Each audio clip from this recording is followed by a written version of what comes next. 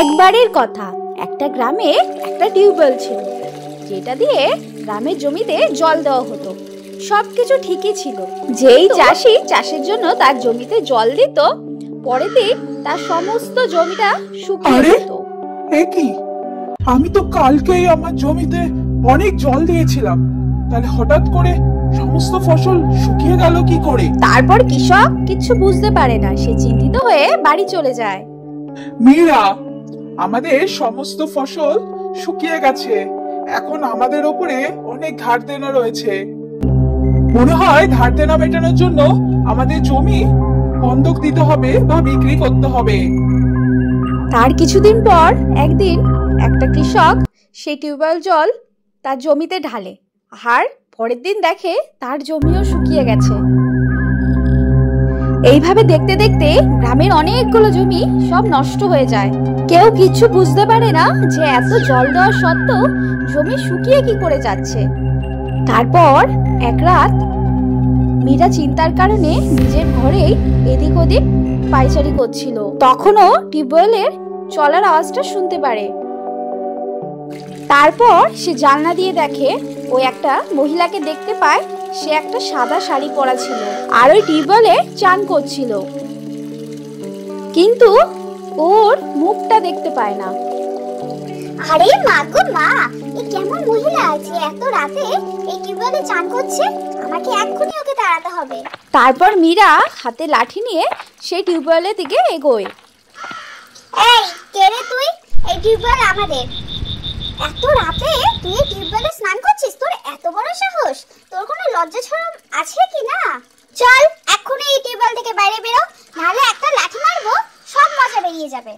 মীরার ধমক দেওয়া পরেও সেই মহিলা টিউবওয়েল থেকে বাইরে বেরোয় না। আরে বাবা রে বাবা, কি অসভ্য মহিলা রে! আর এত বলা সত্ত্বেও একটু গায়ে লাগছে না। দাঁড়া, তোকে এক্ষুনি মজা দেখাচ্ছি। তারপর মীরা সে মহিলাকে লাঠি দিয়ে আঘাত করে, আর লাঠি মারতে সে মহিলা জলের ভেতরে বিলীন হয়ে যায়।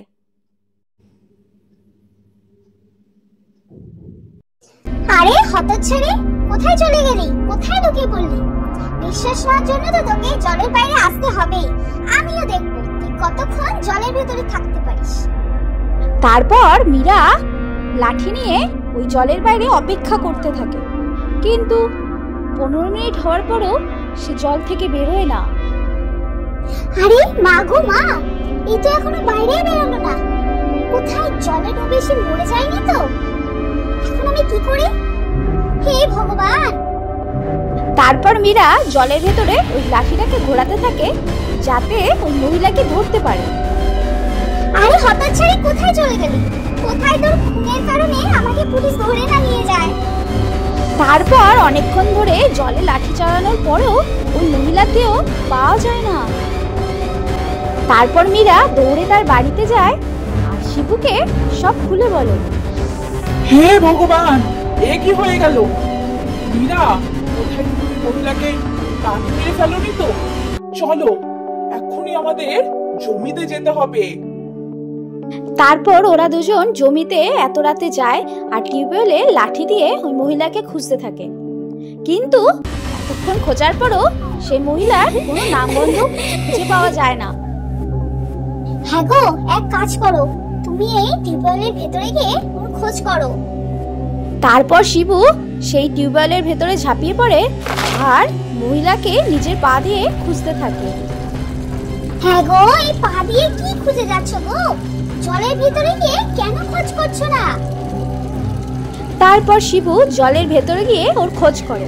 রাধা কিছুক্ষণ অবধি ওইখানেই দাঁড়িয়ে অপেক্ষা করতে থাকে, কিন্তু শিবু জলের বাইরে আসে না। হ্যাঁ গো, কিছু পেলে তুমি? কিছু শুনছো? এখন তুমি কোথায় চলে গেলে? দূর বাবা, বলো না। মীরা অনেক ভয় পেয়ে যায়।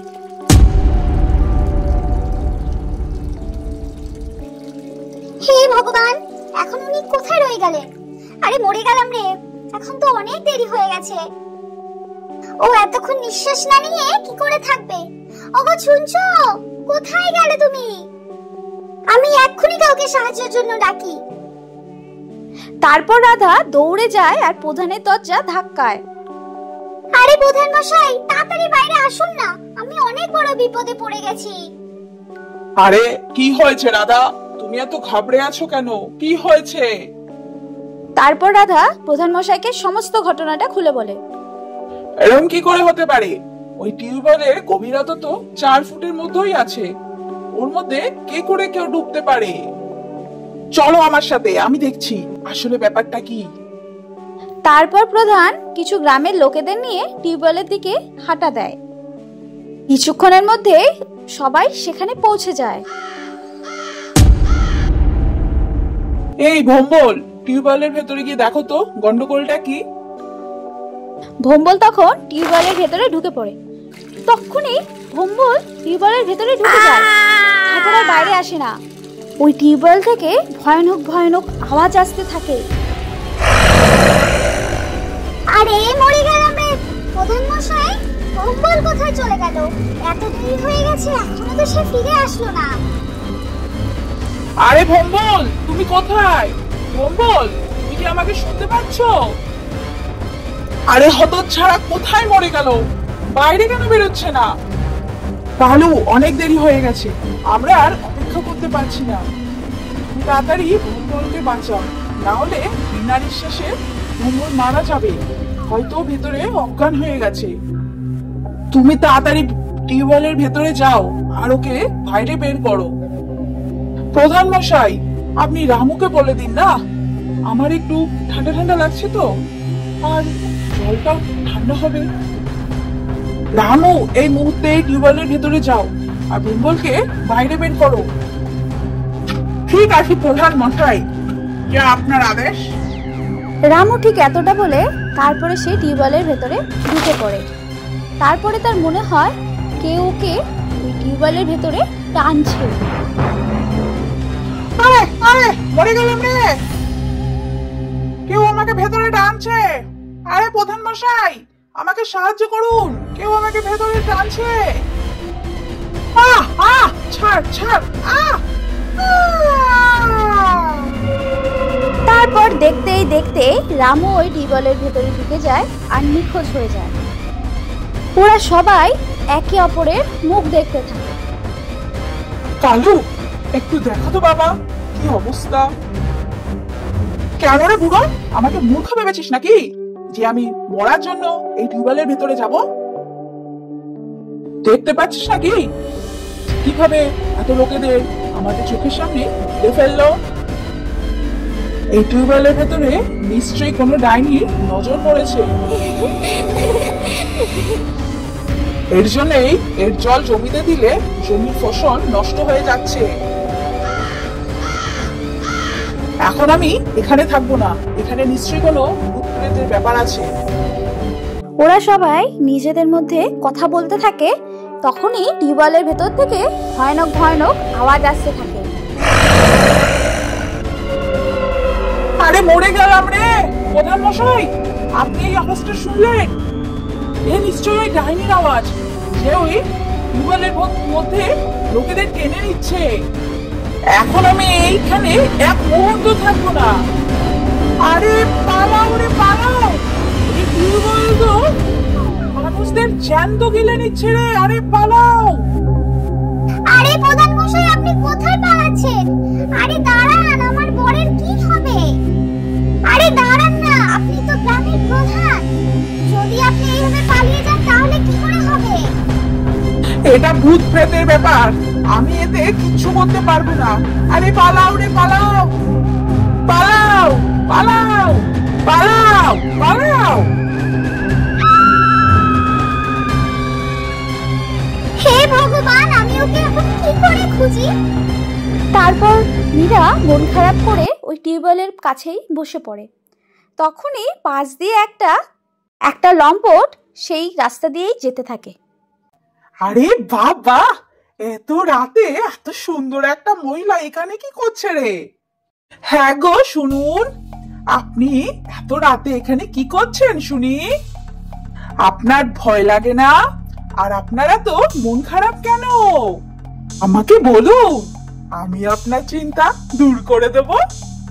না না কিছু না, আপনি যেতে পারেন, আমি ঠিক আছি। আরে এটা কি হতে পারে? এখন তো আমি আপনাকে আমার সাথে নিয়েই যাব। তারপর এই বলে ওই লম্পট মীরার হাত ধরে নেয় আর ওর সাথে জবরদস্তি করতে থাকে। চল আমার সাথে, চল চল চল বলছি, চল। আরে আমি এখন কোন চক্করে পড়ে গেলাম?